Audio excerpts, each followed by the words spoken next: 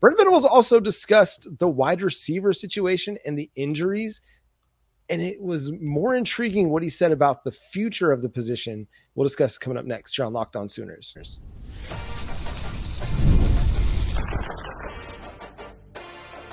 You are Locked On Sooners, your daily podcast on the Oklahoma Sooners. Part of the Locked On Podcast Network, your team every day. Again, thanks for making Locked On Sooners your first listen every single day. We're part of the Locked On Podcast Network, your team every day. So, Jay, Brent Venables provides an injury update on the wide receiver situation, and it's really promising, but not necessarily for 2024. But Brent Venables indicated that Deion Burks, Nick Anderson, Angelo Anthony, and Jalil Farouk have all expressed interest in returning for 2025, as well as trying to make it back to play in this season. Think about that, right? Think about those guys expressing their excitement, them wanting to play next year. So Brent even gave us updates that we've been waiting to hear about. Like everybody wondering, what's up with Nick Anderson? Well, coincidentally today, he told us torn quad, which typically takes 3 months to heal. We don't know when the quad was torn because he didn't give a specific, but it takes 3 months. If he comes back this year, could be late November, could be bowl game. There's a possibility there, right? Deion Burks is day-to-day, and he's working hard to come back. I sense he plays this weekend. That's kind of my thought. We'll see when we get the injury report on Wednesday. And then Andrew Anthony wanting to come back after having another procedure. Jalil Farouk's a few weeks away. So there's a chance by Bama, we've got 3 wide receivers back. That would change so much. And hopefully by then, we've snuck 3 wins. I'm not saying we will, but I'm just saying it'd be nice if we've snuck 3 wins at that point. We're gonna be cautiously optimistic around in these streets, John. But what would it be like if we did get 3 dudes back before the Alabama game?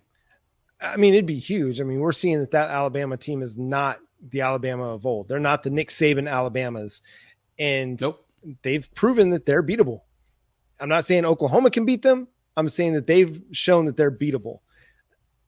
If you can get Deion Burks back this week, that provides a huge boost to your offense. It might sit Jacob Jordan down, unfortunately, because that dude played 100% of his snaps out of the slot. And where's Deion Burks play? He plays in the slot. Maybe you move Deion Burks outside. 2 slot guys. Or run 2 slot guys. Run a lot more 10 personnel. Get your tight ends off the field. But get him back. I think it's probably wise to continue to let Jalil Farouk just take his time. You're not in any hurry. Your season is pretty much done. You don't need to rush him back. But if you can get him back for Alabama and LSU, that's huge, man. That comes after the bye week. So we've had a lot of time to heal that foot and get himself game ready. That's awesome. If Angelo Anthony's back at any point this year, that's incredible. Yep. And Nick Anderson, I'm expecting not to see him again for 2024. But the fact that all 4 of those guys want to be back next year, I thought it was probable that Angelo Anthony would be back because the season has kind of been a wash for him. I thought that it was going to be probable that Nick Anderson might come back unless he just decided, you know what, I don't want to deal with the injury stuff at the college level. I'm ready to go pro. And then obviously I think Jaden Gibson will be back after his knee injury, but you don't know what he's going to be like for 2025.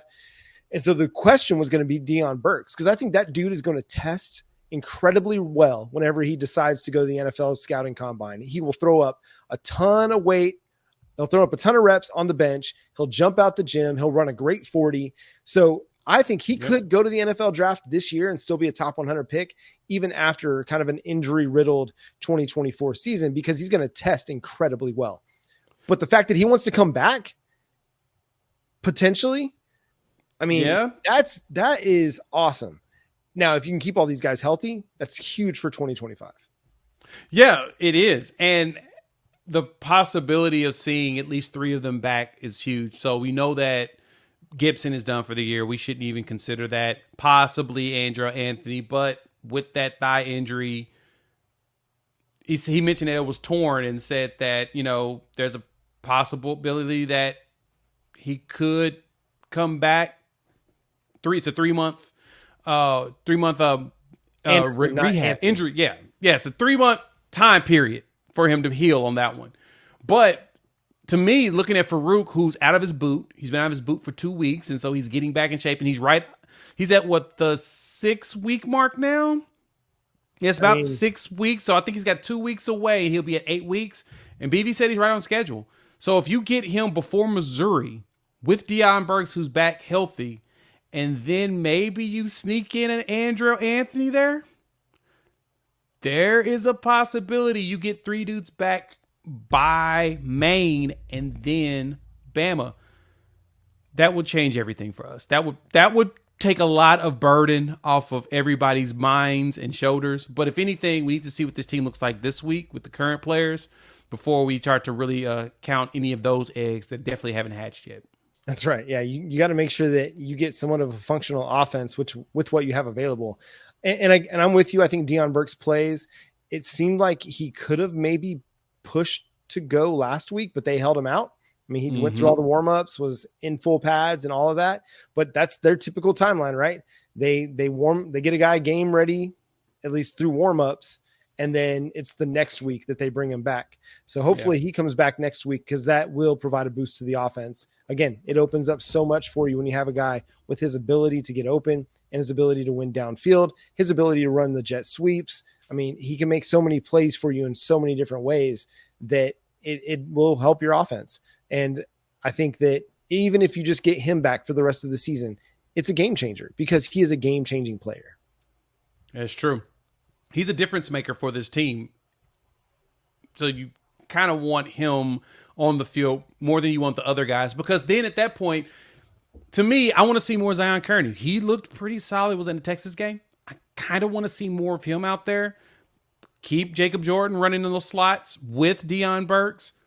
Keep J.J. Hester. He hasn't been the greatest, but he's been reliable enough in comparison to what we've had. So you play those 4 on a consistent basis. Probably get Petaway going. I'm not sure what's going on with him. We haven't really seen much of him. But at the same time, this is where, as I'm talking about these players, remember this. We've got a new offensive coordinator. Things are going to probably change. He's probably going to use different rotations in comparison. It felt like we were trying to play a lot of speed guys on a regular basis. And unfortunate thing is, with some speed guys, you got to give them a little bit of time to get out and get open. Sometimes we need to go ahead and muscle some folks. Give me some possession dudes who can run that quick hitch, run that curl, deep curl, run a quick drag and catch it across and get ready to get down. We need to start leveraging some bigger bodies and just getting them going. I want to see more Zion Kearney. That's the one dude I want to see the most. Give me more him. Give me J.J. Hester with him. And if Burks comes back, him and Jacob Jordan can start us off. It appears we're never going to see Jacoby. So I've kind of just, that's out my mind, John. Jacoby Johnson is not going to play on the defensive side of the ball. Offensive side of the ball, because we've seen him on defense. So I'm just like, whatever at this point. But I want to see us just use some bodies. That's it. Yeah, and it was nice to see them get Jacob Jordan into the game, because, listen, nothing else has really worked for you at wide receiver consistently, right?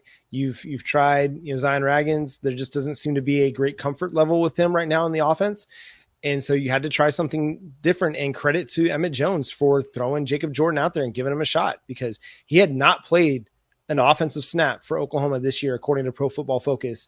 And they put him out there for 47 snaps. 38 of those were pass plays. And then he was in there for 9 run plays. And he came through and he contributed for you. I mean, 6 catches for 80 yards. And he looked very, very comfortable playing college football, which is huge for a true freshman walk-on. So you got to figure out a way to continue to get him on the field and make him a part of your offense, because he's earned the opportunity to do so. Looking just at other wide receiver snaps, Brennan Thompson led the way with 69 snaps. J.J. Hester was 65. Jacob Jordan was third with 47. And then Raggins had 36. Ivan Carrion actually got 20 snaps. But then Zion Kearney was held to 16 snaps in the game. 13 of those were in pass plays. And so he got out there, but he just didn't get many opportunities to go play the ball. And, let me just pull up how many targets he had. I was hoping that they would get him involved in the offense as well. He got 2 targets, 0 catches. So it's hard to know. Carry on, same 2 targets, 0 catches. Zion Raggins had 1 catch for -4 yards on a terrible screen play on 3rd and 7. Yeah. I know I was calling for wide receiver screens. Please don't call them in 3rd and long situations. Yeah. Those are 1st and 10, 3rd and short situation calls. Please don't do it on 3rd and 7. Yeah, it really is. Anything else you want to say about the wide receivers before we close out here, Jay? No, I'm just happy to hear that we finally got an update. This is something that we've all been waiting for. We finally get to hear what's going on with these wide receivers, and we get a little bit more details, and the big details with hearing that Nick Anderson's is a torn quad, and that's why he's been able to do it. And if it coming from a strain that led into a tear, he's probably done for the year. But the good thing is, him and 5 others will be back next season. Yeah, that is the silver lining, if anything, from the wide receiver group. And that's going to do it for today's episode of Locked On Sooners. Thanks so much for tuning in and being a part of the show. Subscribe to the show wherever you get your podcasts. We're free and available on all podcast platforms and on YouTube. Follow Jay at Unfair Sports, myself at John 9 Williams. The show is at Locked On Sooners on all the social media platforms. But until next time, he's Jay Smith. I'm John Williams. Boomer. Sooner.